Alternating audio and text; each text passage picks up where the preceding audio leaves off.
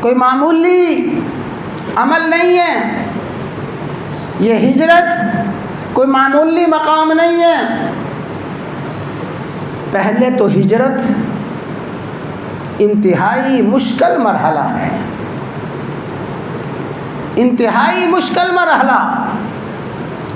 اور ہجرت کو مشکل مرحلہ میں نہیں کہہ رہا، سیدنا و مولانا محمد الرسول اللہ صلی اللہ علیہ وسلم نے خود اپنی زبان نبوت سے فرمایا ان شأن الہجر شدید، لوگوں ہجرت کا معاملہ بڑا سخت ہے، بڑا کٹھن مرحلہ ہے ہجرت کا۔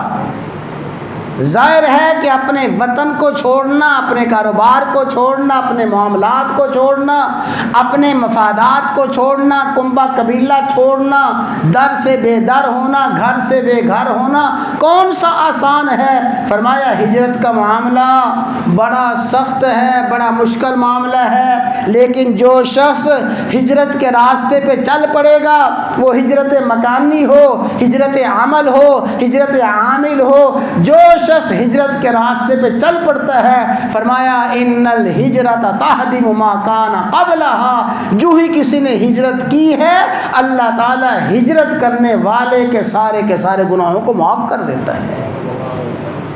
ہجرت وہ گزشتہ اعمال، گزشتہ گناہوں کا کفارہ ہے۔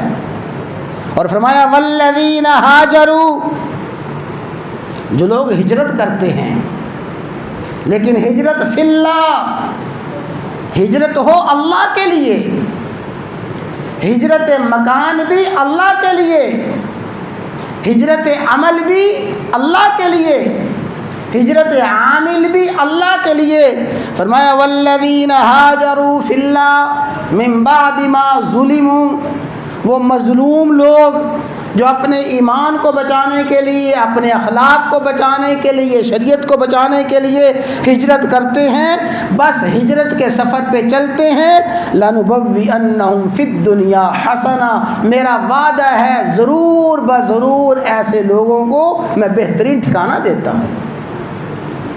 پھر اللہ تعالی ہجرت کرنے